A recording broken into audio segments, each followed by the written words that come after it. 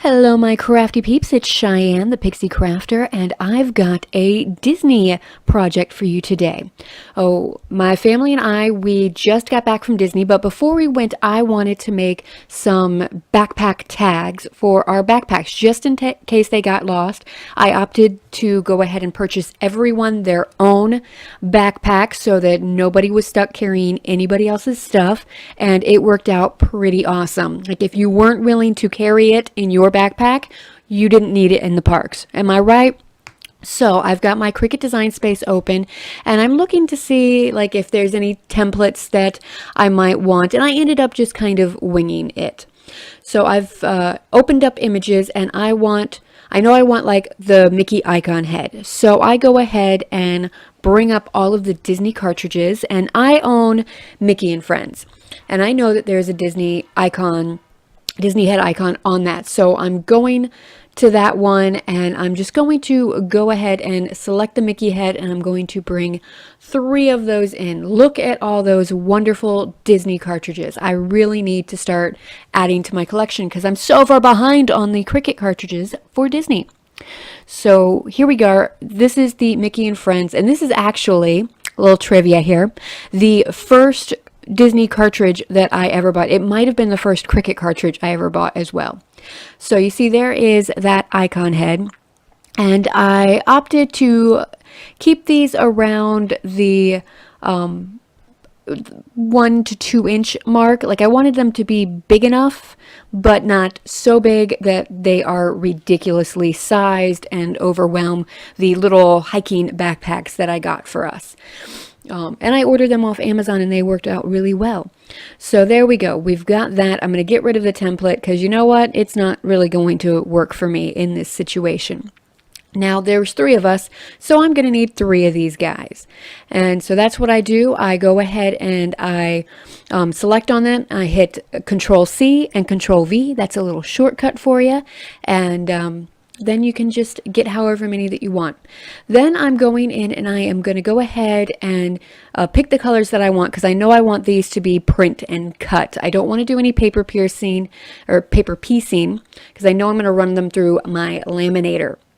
So I want them to all be one piece.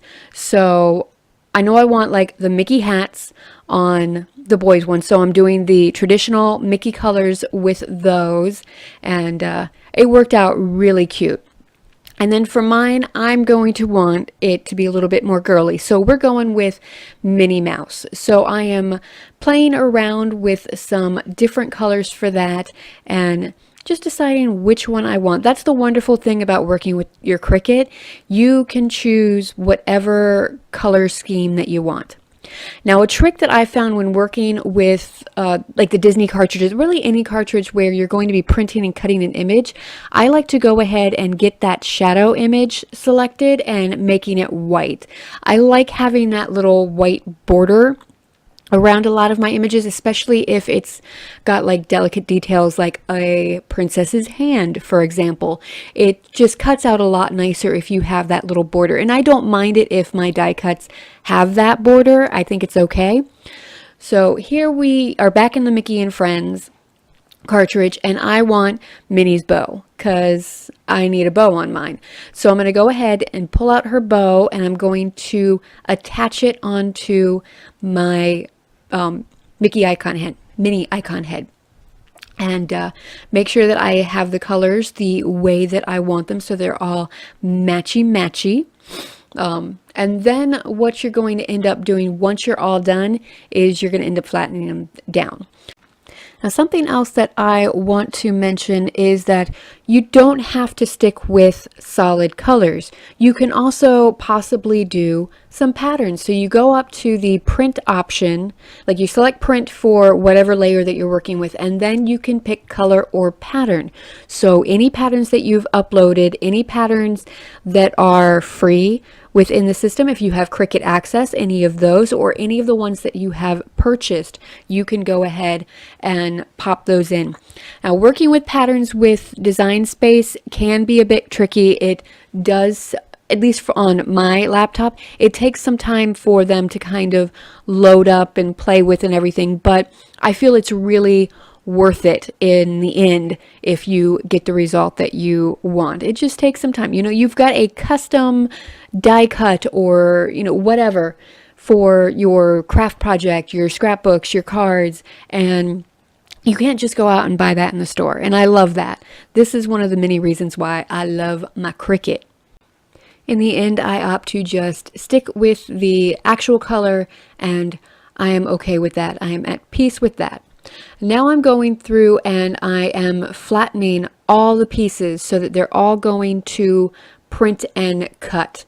Now the mini head, I had to do a little bit extra work because I do have that bow on it. So I've got to make sure it is layered correctly and attached and everything before I take care of it. So here I am, I'm selecting both the mini head and the bow. I'm attaching them, and then I'm going to go ahead and flatten that entire piece, and that makes it so nice. So now these are going to print and cut just like that.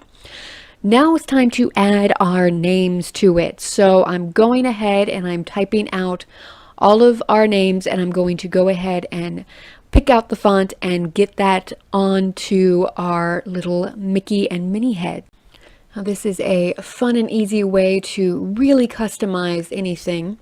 So I've selected text, I've written my name, and I've picked out the font that I want. And then I am actually ungrouping the letters so that I can move them individually to really get them all lined up and touching nicely where I want them to be. And then once I have that all done, I'm going to select them all, and I'm going to regroup them. And you can see how I really have a whole lot of freedom with that C. I was able to, you know, make it bigger and everything and really get it good. So then I bring it over to my mini head, and I'm going to select the color that I want. And I've already gonna get it to print. I'm going to select everything, so the flattened mini head with the bow and my text, and I selected it all. I aligned them all so that, you know, it's going to be aligned vertically, horizontally. It's going to be nice and centered within that icon. Use your alignment tools, they're fantastic. And then at the end, you're just going to make sure that you flatten the word to the Minnie or Mickey head. Doing the same thing with Ethan, so I'm able to use a different font on each of our names, and I love that. So I can really make it our own, right? And tons of fonts for you to choose from. You can use the ones that come with Cricut. The ones with the little green A, those are included in your Cricut Access membership. You can use the fonts on your laptop or desktop, whatever you're working on. Lots of options. I love that Cricut now gives you the options to use their stuff or your stuff, and it's all good. Now with Andy's, I actually tried to make it look like the Toy Story Andy written on the bottom of the feet on all the toys, and I thought that was really cute. So here I'm flattening all of those so that they're going to print and cut as one piece. And then I was toying with going ahead and adding like a punched hole in all of them, but I thought, you know, I'll just do that on my own. Remember to save your projects a lot, just in case your computer decides to be a little funky. I have lost a lot of work by that. So when you're ready, you're going to go ahead and click on Make Project, and it's going to bring you up to this screen. You're going to go ahead and send it to your printer, and it will go ahead and print for you. And then you will be ready to line it up with your Cricut machine and go ahead and cut it out. So print it out on whatever paper, cardstock, whatever you want to do. I used a thicker cardstock. Remember, it's going to ask you to make sure your material is set, and it tells you what tool to load. Load up your mat, and then press the flashing Cricut button when you're all set and ready to go. Once you get it all loaded up, it's going to go ahead and scan those little black lines on the outside so it knows where to cut, and then it's going to start cutting. And then I love the percentage bar, so it gives you an idea of how far along it is to cut your project. And then you are all done and ready to rock and roll. Right, now that we have them all cut out with our Cricut machine, we're going to go ahead and peel them off of our sticky mat. And now it's time to laminate these babies. I am using my Heidi Swapp Mink machine. I have a bit of a love-hate relationship with this machine. It works fantastically when I can get it to work right. And I think that's more user error, like me just needing to practice more and experiment more and learn more about what it is that I need to do to use the machine. Now, because we are going to Disney, I went ahead and put our contact information on the back of each of these, just in case they got lost before I went ahead and ran them through my machine. So here we go. I used some laminate that I got from Staples. It's the thick one. I believe it's 5 mils because they are going on backpacks and we are walking around Disney with these guys. Who knows what's going to happen with them. So I'm going to go ahead and fussy cut around these. Don't cut too closely. You don't want to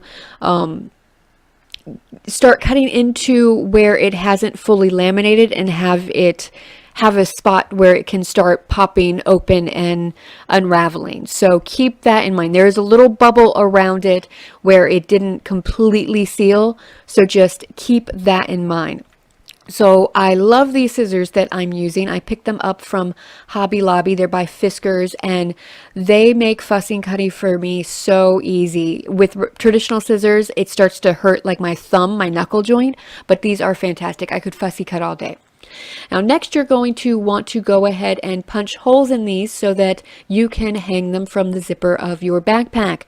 Don't make my mistake. Try to keep in mind what kind of jump ring you're going to use, how you're going to attach it to your backpack, because I ended up punching my holes too deep and I didn't have jump rings that were big enough. So I ended up just getting some key rings and attaching all of these to our zipper pulls with key rings, and it worked out fantastically.